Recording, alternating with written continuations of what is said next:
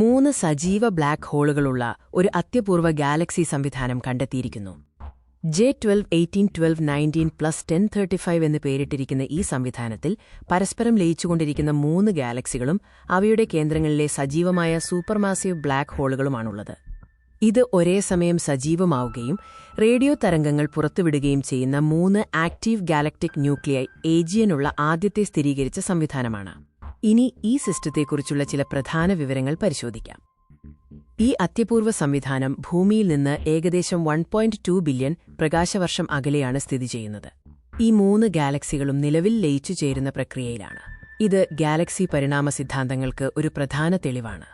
ഈ 3 ബ്ലാക്ക് ഹോളുകളുടെയും സജീവത ശാസ്ത്രജ്ഞർ എങ്ങനെയാണ് സ്ഥിരീകരിച്ചതെന്ന് നോക്കാം. US നാഷണൽ സയൻസ് ഫൗണ്ടേഷന്റെ very large array VLA, very long baseline array VLBA എന്നിവ ഉപയോഗിച്ചുള്ള ഹൈ റെസല്യൂഷൻ നിരീക്ഷണങ്ങളാണ് ഈ കണ്ടെത്തലിന് സഹായിച്ചത്. ഈ നിരീക്ഷണങ്ങൾ ഓരോ ഗാലക്സിയിലും കോമ്പാക്ട് റേഡിയോ ബ്രൈറ്റ് കോറുകൾ ഏജിയൻ ഉണ്ടെന്ന് സ്ഥിരീകരിച്ചു. ഇത് വളരുന്ന ബ്ലാക്ക് ഹോളുകൾ കാരണമാണ്.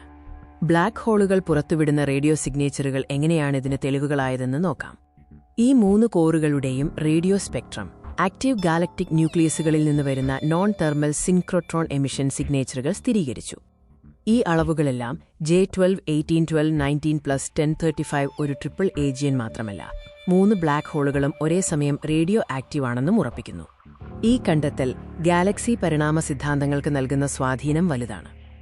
ഗാലക്സി കൂട്ടിയിടികൾ എങ്ങനെയാണ് ഗാലക്സികളുടെ കേന്ദ്രങ്ങളിലേക്ക് വാതകങ്ങളെ എത്തിക്കുകയും ബ്ലാക്ക് ഹോളിന്റെ വളർച്ചയെ ഉത്തേജിപ്പിക്കുകയും ചെയ്യുന്നതെന്ന് പഠിക്കാൻ ഇതൊരു മികച്ച ലബോറട്ടറിയാണ്.